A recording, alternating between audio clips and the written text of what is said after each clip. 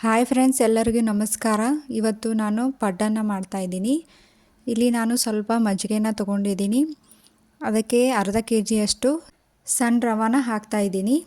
ಈ ಥರ ಗಂಟಿಲ್ಲದೆ ನೀಟಾಗಿ ಮಿಕ್ಸ್ ಮಾಡ್ಕೊಳ್ಳಿ. ಮಿಕ್ಸ್ ಮಾಡಿದ ನಂತರ ಸ್ವಲ್ಪ ಇದಕ್ಕೆ ಬೇಕಿಂಗ್ ಸೋಡಾನ ಹಾಕ್ಕೊಳ್ಳಿ.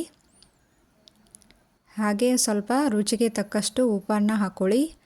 ಇದನ್ನು ನಾವು ಎಲ್ಲ ಮಿಕ್ಸ್ ಮಾಡಿ ಅರ್ಧ ಗಂಟೆಗಳ ಕಾಲ ಇದನ್ನು ನೆನೆಯಲಿಕ್ಕೆ ಬಿಡಬೇಕಾಗುತ್ತೆ.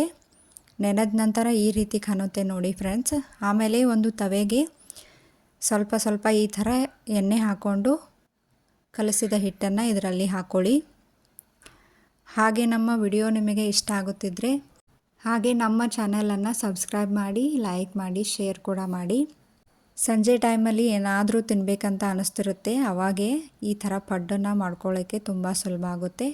ನೀವು ಟ್ರೈ ಮಾಡಿ ನೋಡಿ ಫ್ರೆಂಡ್ಸ್. ಇದು ಆಲ್ಮೋಸ್ಟ್ ಆಗಿದೆ. ಇನ್ನೊಂದು ಸೈಡಲ್ಲಿ ಇದು ಬೆಂದರೆ ರೆಡಿ ಆಯಿತು ನೋಡಿ.